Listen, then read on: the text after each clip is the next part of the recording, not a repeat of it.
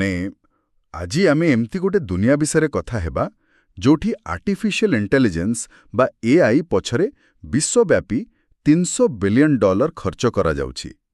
Computer ସେକେଣ୍ଡଙ୍କ ଭିତରେ ବିରାଟ ବଡ଼ ସମସ୍ୟାର ସମାଧାନ କରିଦେଉଛି। କିନ୍ତୁ ସେହି ଏଆଇ ତିଆରି କରୁଥିବା ଲଣିଷଟି ନିଜ ସହରର ରାସ୍ତାରେ ଟ୍ରାଫିକ୍ ଜାମ୍ରେ ଫସି ରହୁଛି। କାରଣ ପାଣି ନାହିଁ ବୋଲି ଲୋକେ ରାସ୍ତା ଅବରୋଧ କରିଛନ୍ତି। ଏକଦମ ଠିକ୍ କହିଲେ। ଏଇଟା ହିଁ ତ ଆଜିର ସବୁଠାରୁ ବଡ଼ ବିରୋଧାଭାସ। ଆଉ ଏଇ ବିଷୟରେ ଆଜି ଆମେ ଏକ ବିସ୍ତୃତ ଆଲୋଚନା କରିବା।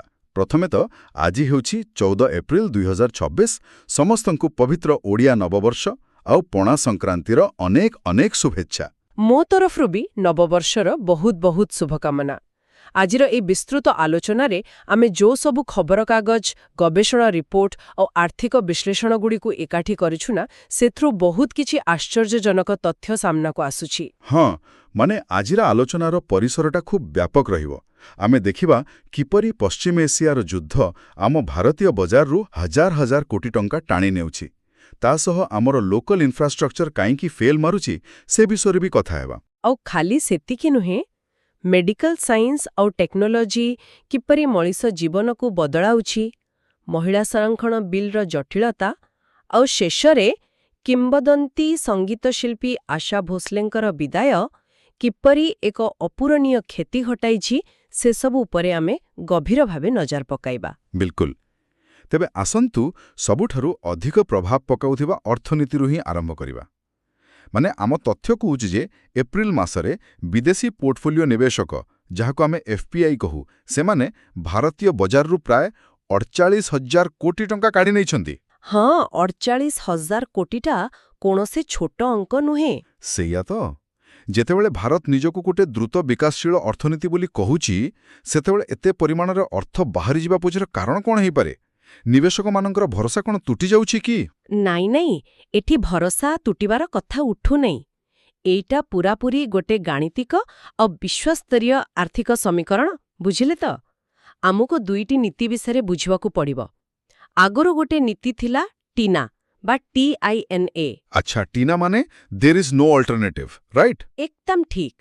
ମାନେ ଅନ୍ୟ କୌଣସି ବିକଳ୍ପ ନାହିଁ। କୋଭିଡ୍ ପରେ ଯେତେବେଳେ ଅନ୍ୟ ବଡ଼ ଅର୍ଥନୀତିଗୁଡ଼ିକ ସଂଘର୍ଷ କରୁଥିଲେ, ଭାରତୀୟ ବଜାର ଦ୍ରୁତ ଗତିରେ ବଢ଼ୁଥିଲା। ତେଣୁ ବିଦେଶୀ ନିବେଶକଙ୍କ ପାଇଁ ଭାରତ ଛଡ଼ା ଆଉ କୌଣସି ଭଲ ବିକଳ୍ପ ନଥିଲା। ହଁ, କିନ୍ତୁ ବର୍ତ୍ତମାନ ପରିସ୍ଥିତି ବଦଳିଛି।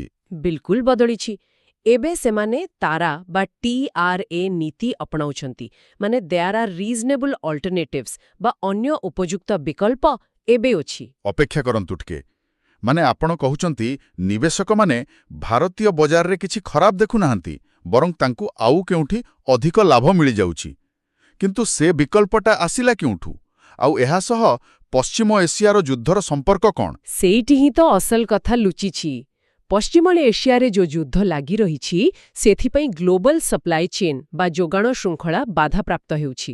ଆଉ ଏହାର ସିଧା ପ୍ରଭାବ ପଡ଼ୁଛି ଅଶୋଧିତ ତୈଳ ଦର ଉପରେ, ଯାହାକି ଲଗାତାର ବୃଦ୍ଧି ପାଉଛି। ଆଚ୍ଛା, ଆଉ ତେଲ ଦାମ ବଢ଼ିଲେ ତ ମୁଦ୍ରାସ୍ଫୀତି ବା ଇନଫ୍ଲେସନ ବଢ଼ିବ। ଏକଦମ। ଆଉ ଆମେରିକାରେ ଇନଫ୍ଲେସନ ବଢ଼ୁଥିବାରୁ ସେଠାକାର କେନ୍ଦ୍ରୀୟ ବ୍ୟାଙ୍କ ବା ଫେଡେରାଲ ରିଜର୍ଭ ସୁଧ ହାର କମାଉ ନାହାନ୍ତି, ବରଂ ଉଚ୍ଚ ସ୍ତରରେ ହିଁ ସ୍ଥିର ରଖୁଛନ୍ତି, ଯାହାଫଳରେ ଆମେରିକାର ସରକାରୀ ବଣ୍ଡରୁ ଏବେ ଭଲ ରିଟର୍ଣ୍ଣ ମିଳୁଛି। ବାଃ, ମାନେ ନିବେଶକ ଭାବୁଛି ବିନା କୌଣସି ରିସ୍କରେ ଯଦି ଆମେରିକା ସରକାରଙ୍କ ବଣ୍ଡରୁ ଭଲ ଲାଭ ମିଳିଯାଉଛି, ତେବେ ସିଏ ଭାରତ ଭଳିଆ ରିସ୍କି ସେୟାର ବଜାରରେ କାହିଁକି ଟଙ୍କା ଲଗାଇବ? ପୁରା ସଠିକ୍ କଥା। ସେଇଥିପାଇଁ ତ ଏହି 48,000 କୋଟି ଟଙ୍କା ଗୋଟେ ସୁରକ୍ଷିତ ଆଶ୍ରୟ ଖୋଜି ଭାରତରୁ ବାହାରି ଯାଇଛି। ମାନେ ଏଇଟା ତ ପୁରା ଗୋଟେ ଡୋମିନୋ ଇଫେକ୍ଟ ଭଳିଆ କାମ କରୁଛି। ମଧ୍ୟପ୍ରାଚ୍ୟରେ କିଛି ଅଶାନ୍ତି ହେଲେ ତାର ପ୍ରଭାବ ଆମ ପାଖରେ ଥିବା ଦୋକାନର ବିସ୍କୁଟ ପ୍ୟାକେଟ ଉପରେ ପଡ଼ୁଛି। ହଁ, କାରଣ ତେଲ ଦାମ ବଢ଼ିଲେ ଆଉ ଟଙ୍କାର ମୂଲ୍ୟ କମିଲେ ଟେଲିକମ୍ ଆଉ FMCG କମ୍ପାନୀଗୁଡ଼ିକ ଉପରେ କଞ୍ଚାମାଲ ଦର ବୃଦ୍ଧିରେ ଚାପ ପଡ଼େ। କମ୍ପାନୀଗୁଡ଼ିକ ସିଧା ଦାମ ନ ବଢ଼ାଇ ପ୍ୟାକେଟର ଓଜନ କମାଇ ଦିଅନ୍ତି, ଯାହାକୁ ଆମେ ଶ୍ରିଙ୍କଫ୍ଲେସନ ବୋଲି କହୁଛୁ। କିନ୍ତୁ ଏହି ସବୁ ନୈରାଶ୍ୟଜନକ ଖବର ଭିତରେ ଗୋଟେ ଖବର ଟିକେ ଆଶ୍ୱସ୍ତି ଦେଲା। ମୁଁ ପଢ଼ୁଥିଲି ଯେ ଗ୍ଲୋବାଲ ଏନର୍ଜି ମେଜର ସେଲ୍ ଭାରତୀୟ ସାର କମ୍ପାନୀଗୁଡ଼ିକୁ ପ୍ରାକୃତିକ ଗ୍ୟାସ୍ ଯୋଗାଣ ବୃଦ୍ଧି କରିଛନ୍ତି, ଏଇଟା କିପରି ସାହାଯ୍ୟ କରିବ? ଆରେ ଏହି ଚୁକ୍ତିଟି ଆମର ଆଭ୍ୟନ୍ତରୀଣ ସୁରକ୍ଷା ପାଇଁ ବହୁତ ବଡ଼ ପଦକ୍ଷେପ। ଟେଣ୍ଡର ହୋଇଥିବା 6 ଟ୍ରିଲିୟନ ବିଟିୟୁରୁ ଏକାକୀ ସେଲ୍ 4 ଟ୍ରିଲିୟନ ୟୁନିଟ୍ ଯୋଗାଇବାକୁ ଆଗେଇ ଆସିଛି। ଆଚ୍ଛା, ମାନେ କୃଷି କ୍ଷେତ୍ରରେ ଯୋଉ ୟୁରିଆ ସାର ବ୍ୟବହାର ହୁଏ, ସେଥିପାଇଁ ତ ପ୍ରାକୃତିକ ଗ୍ୟାସ୍ ଏକ ମୁଖ୍ୟ କଞ୍ଚାମାଲ। ହଁ, ଯଦି ଯୁଦ୍ଧ ପାଇଁ ଗ୍ୟାସ୍ ଆସିବା ବନ୍ଦ ହେଇଯାଏ, ସାର ଉତ୍ପାଦନ କମିବ ଆଉ ଆମ ଖାଦ୍ୟ ଉତ୍ପାଦନ ଉପରେ ପ୍ରଭାବ ପଡ଼ିବ। ତେଣୁ ସରକାର ଦେଶର ଖାଦ୍ୟ ସୁରକ୍ଷାକୁ ରକ୍ଷା କରିବା ପାଇଁ ଏଇ ଗୋଟେ ମଜବୁତ ବଫର ପ୍ରସ୍ତୁତ କରିଛନ୍ତି। ବୁଝିଲି। ତାମାନେ ବିଶ୍ୱସ୍ତରୀୟ ସଙ୍କଟକୁ ମୁକାବିଲା କରିବା ପାଇଁ ଆମେ ଗୋଟେ ଢାଲ ପ୍ରସ୍ତୁତ କରିପାରୁଛୁ। କିନ୍ତୁ ଆଜ୍ଞା, ଯଦି ଆମେ ନିଜ ତଳମାଟିକୁ ଅର୍ଥାତ୍ ଆମ ଲୋକାଲ ଇନଫ୍ରାଷ୍ଟ୍ରକ୍ଚର ଆଡ଼କୁ ଚାହିଁବା। ହଁ, ସେଠି ସ୍ଥିତି ବହୁତ ନୈରାଶ୍ୟଜନକ। ପୁରାପୁରି। ମାନେ ଆମେ ବିଶ୍ୱ ଦରବାରରେ ଯେତେ ଶକ୍ତିଶାଳୀ ହେଲେ ବି ଆମ ନିଜ ସହରର ରାସ୍ତା ଆଉ ନାଳ ଆମ ଆୟତ୍ତରେ ନାହିଁ। ଦେଖନ୍ତୁ ନା, ମୁମ୍ବାଇର ଅନ୍ଦ୍ରି ଆଉ କିଙ୍ଗ ସର୍କଲ ଅଞ୍ଚଳରେ ଯୋଉ ଜଳବନ୍ଦୀ ସମସ୍ୟା ହୁଏ, ତାକୁ ରୋକିବାକୁ ବିଏମ୍ସିର ଗୋଟେ 750 କୋଟି ଟଙ୍କାର ଅଣ୍ଡରଗ୍ରାଉଣ୍ଡ ଟ୍ୟାଙ୍କ ପ୍ରକଳ୍ପ ଥିଲା। କିନ୍ତୁ ଏବେ ଶୁଣିବାକୁ ମିଳୁଛି ସେ ପ୍ରକଳ୍ପକୁ ବାତିଲ କରିଦିଆଯାଇଛି। କାହିଁକି? ଏଇଟା ହିଁ ଆମ ସହରାଞ୍ଚଳ ଯୋଜନାର ସବୁଠୁ ବଡ଼ ତ୍ରୁଟି। ଆମେ ଭାବୁଛୁ ଖାଲି ଟଙ୍କା ଖର୍ଚ୍ଚ କରିଦେଲେ ବା ବଡ଼ ମେସିନ୍ ଲଗେଇଦେଲେ ପ୍ରକୃତିକୁ ନିୟନ୍ତ୍ରଣ କରିହେବ। କିନ୍ତୁ ଯେକୌଣସି ବଡ଼ ଇଞ୍ଜିନିୟରିଂ ପ୍ରକଳ୍ପ ପୂର୍ବରୁ ଗୋଟେ ଫିଜିବିଲିଟି ଷ୍ଟଡି କରାଯାଏ। ଆଉ ସେଇ ଅନୁଧ୍ୟାନରୁ ଜଣାପଡ଼ିଲା ଯେ ସେ ଅଞ୍ଚଳର ଭୂମିର ଢାଳୁ ବା ଗ୍ରେଡିଏଣ୍ଟ ଠିକ୍ ନାହିଁ। ଆଚ୍ଛା, ମାନେ ଗ୍ରେଡିଏଣ୍ଟ ନାହିଁ, ମାନେ ପାଣି ସ୍ୱୟଂଚାଳିତ ଭାବେ ବହିବା ନାହିଁ। ହଁ, କେବଳ ପମ୍ପ ଲଗାଇ ଏତେ ବିପୁଳ ବର୍ଷା ଜଳକୁ ମାଧ୍ୟାକର୍ଷଣ ବିରୁଦ୍ଧରେ ବାହାର କରିବା ଅସମ୍ଭବ। ସହରର ପ୍ରାକୃତିକ ନାଳଗୁଡ଼ିକୁ ପୋତି କଂକ୍ରିଟ ଜଙ୍ଗଲ କରି ସାରିଛନ୍ତି। ଏବେ ପୁଣି କଂକ୍ରିଟ ଟନେଲ ତିଆରି କରି ସମାଧାନ ଖୋଜିଲେ କ'ଣ ଲାଭ ମିଳିବ? ସତରେ ଆମେ ପ୍ରକୃତିର ବାଟ ଓଗାଳି ଦେଇଛୁ ଆଉ ଏବେ ତା ସହ ଲଢ଼ିବାକୁ ଚେଷ୍ଟା କରୁଛୁ। କିନ୍ତୁ କଥା କେବଳ ମୁମ୍ବାଇରୁ ନୁହଁ। ଆଗ୍ରାରେ ଲୋକେ 15 ଦିନ ଧରି ଟୋପାଏ ପିଇବା ପାଣି ନ ପାଇ ଶେଷରେ ହାଇୱେ ଜାମ୍ କରିଦେଲେ।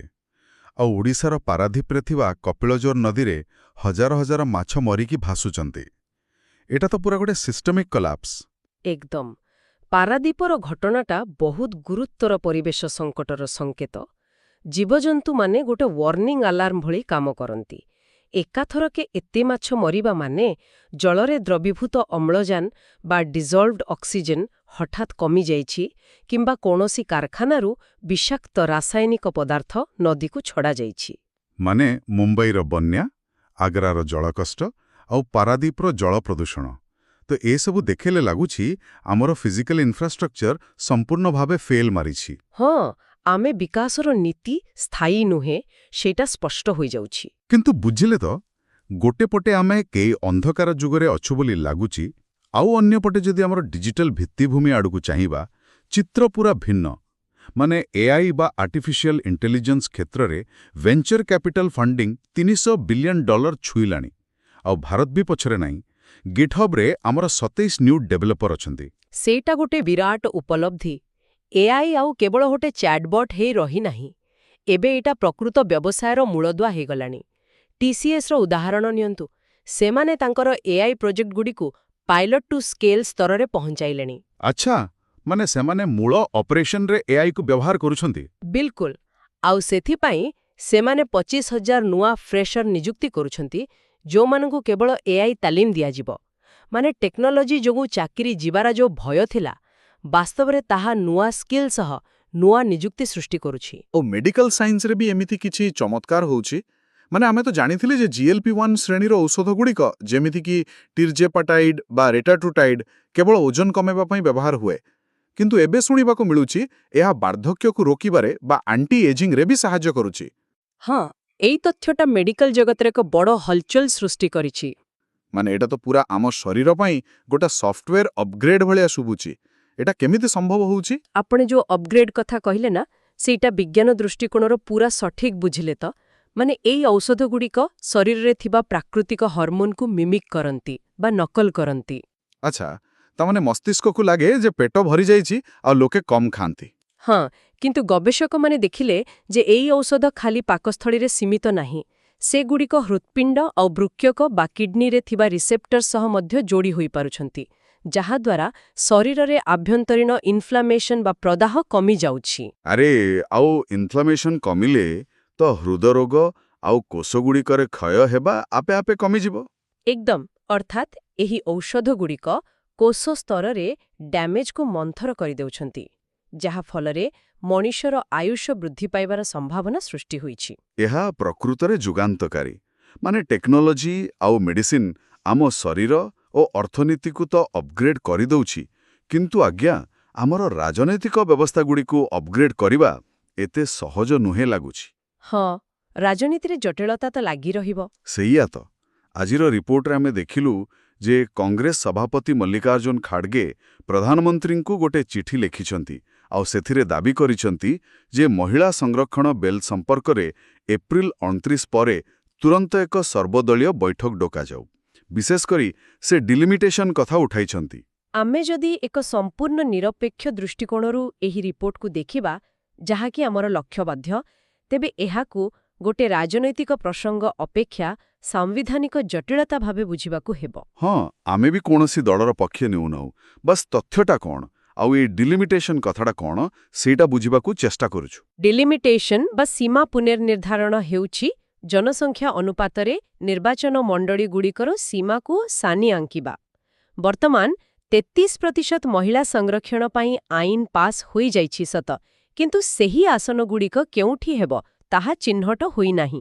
ଆଚ୍ଛା, ମାନେ ଯେପର୍ଯ୍ୟନ୍ତ ନୂଆ ଜନଗଣନା ନ ହୋଇଛି ଆଉ ସୀମା ନିର୍ଦ୍ଧାରଣ ନ ହୋଇଛି, ସେପର୍ଯ୍ୟନ୍ତ ଆସନ ଚିହ୍ନଟ କରିବା ଅସମ୍ଭବ। ବିଲକୁଲ। ଆଉ ଖାଡଗେଙ୍କ ଯୁକ୍ତି ହେଉଛି ଯେ ଯେପର୍ଯ୍ୟନ୍ତ ଏହାର ସ୍ପଷ୍ଟ ରୂପରେଖା ନ ଆସିଛି, ବିଲ୍ ଉପରେ କେବଳ କଥା ହେବା ଅର୍ଥହୀନ। ତେଣୁ ସେ ରୋଡମ୍ୟାପ୍ ପ୍ରସ୍ତୁତ କରିବାକୁ ଦାବି କରିଛନ୍ତି। ମୁଁ ବୁଝିପାରୁଛି। ମାନେ ଆଇନ ପାସ୍ ହେଇଗଲେ ବି କାର୍ଯ୍ୟକାରୀ କରିବାର ବାଟ ଏବେ ବି ଅସ୍ପଷ୍ଟ ଅଛି। ଯାହା ହେଉ, ଆମେ ତ ନିର୍ବାଚନ ମଣ୍ଡଳୀର ସୀମା ନିର୍ଦ୍ଧାରଣ ବିଷୟରେ କଥା ହେଲେ, ଯାହା ଆମକୁ ଭୌଗୋଳିକ ଭାବେ ବାଣ୍ଟିଥାଏ।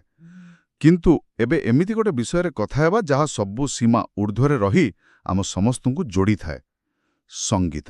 ହଁ, ଆଉ ଏଇ ସଙ୍ଗୀତ ଜଗତରୁ ଗୋଟେ ବହୁତ ଦୁଃଖଦ ଖବର ଆସିଛି। ହଁ, କିମ୍ବଦନ୍ତୀ ସଙ୍ଗୀତ ଶିଳ୍ପୀ ଆଶା ଭୋସଲେ ଆଉ ଆମ ଗହଣରେ ନାହାନ୍ତି।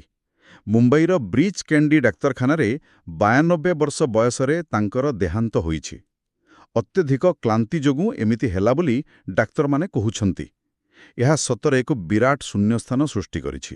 ଏକଦମ ସତ କଥା। ଏହା ଖାଲି ସଙ୍ଗୀତ ଜଗତ ନୁହେଁ, ବରଂ ପୁରା ଦେଶ ପାଇଁ ଏକ ଯୁଗର ଅବସାନ। ଆଶାଜୀଙ୍କର ସବୁଠୁ ବଡ଼ କଥା ଥିଲା ତାଙ୍କର ଭର୍ସାଟିଲିଟି ବା ବହୁମୁଖୀ ପ୍ରତିଭା। 1940 ଦଶକରୁ ସେ ଗୀତ ଗାଇବା ଆରମ୍ଭ କରିଥିଲେ, ଆଉ ଭାବନ୍ତୁ ତ, ଗୋଟିଏ ଶତାବ୍ଦୀ ଧରି ବିଭିନ୍ନ ପିଢ଼ି ତାଙ୍କ ସ୍ୱର ଶୁଣି ବଡ଼ ହୋଇଛନ୍ତି। ମାନେ ଓପି ନାୟରଙ୍କ ସମୟରୁ ଆରମ୍ଭ କରି AR ରେହମାନଙ୍କ ପର୍ଯ୍ୟନ୍ତ ସମସ୍ତଙ୍କ ସହ ସେ କାମ କରିଛନ୍ତି।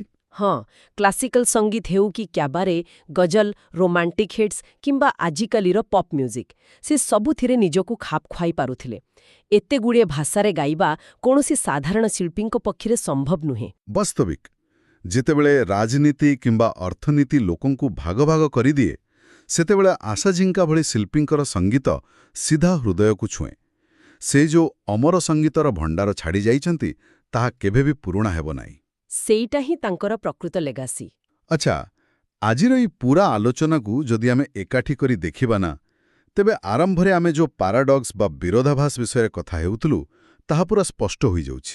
ନିଶ୍ଚିତ ଭାବେ ଆମେ ଦେଖିଲୁ କିପରି ଆମେ ମଣିଷର ଆୟୁଷ ବଢ଼ାଇବାକୁ କୋଷଗୁଡ଼ିକୁ ହ୍ୟାକ୍ କରିପାରୁଛୁ, $300 ବିଲିୟନ AI ପଛରେ ଖର୍ଚ୍ଚ କରୁଛୁ। ଆଉ ଅନ୍ୟପଟେ ଦେଖିଲେ ଆମ ନଦୀରେ ପ୍ରଦୂଷଣ ପାଇଁ ମାଛ ମରୁଛନ୍ତି, ରାସ୍ତାରେ ବର୍ଷା ପାଣି ଜମୁଛି, ଆଉ ଲୋକେ ପିଇବା ପାଇଁ ପାଣି ଟୋପା ପାଇଁ ରାସ୍ତାକୁ ଓହ୍ଲାଉଛନ୍ତି।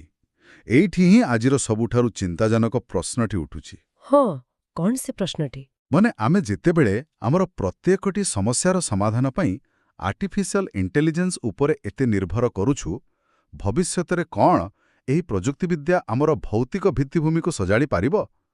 କ'ଣ ଗୋଟେ AI ଆଲଗୋରିଥମ୍ ଆସି ସ୍ଥିର କରିବ ଯେ ମୁମ୍ବାଇର ନାଳ କେମିତି ସଫା ହେବ କିମ୍ବା ପାରାଦୀପ ନଦୀରେ ବିଷାକ୍ତ ପାଣି କେମିତି ମିଶିବ ନାହିଁ? ଏଇଟା ସତରେ ଭାବିବା ଭଳିଆ କଥା। ସେଇଆ ତ। ନା ଏହି ଟେକ୍ନୋଲୋଜି ଖାଲି ଡିଜିଟାଲ ସ୍କ୍ରିନ୍ ଆଉ ଭର୍ଚୁଆଲ ଦୁନିଆରେ ହିଁ ସୀମିତ ରହିଯିବ, ଆଉ ବାସ୍ତବ ଦୁନିଆର ସମସ୍ୟା ସେମିତି ହିଁ ରହିଯିବ? ଏହା ଉପରେ ଆମ ସମସ୍ତଙ୍କୁ ଗମ୍ଭୀରତାର ସହ ବିଚାର କରିବାକୁ ପଡ଼ିବ, କାରଣ ଟେକ୍ନୋଲୋଜି କେବେ ବି ଆମ ମୌଳିକ ଆବଶ୍ୟକତାର ବିକଳ୍ପ ହୋଇପାରିବ ନାହିଁ। ଯାହା ହେଉ, ଆଜିର ଏହି ବିସ୍ତୃତ ଆଲୋଚନାରେ ଭାଗ ନେଇଥିବାରୁ ଅନେକ ଅନେକ ଧନ୍ୟବାଦ। ଏହି ଜ୍ଞାନ ଅନ୍ୱେଷଣର ଧାରା ଏମିତି ହିଁ ବଜାୟ ରହୁ। ନମସ୍କାର। ନମସ୍କାର।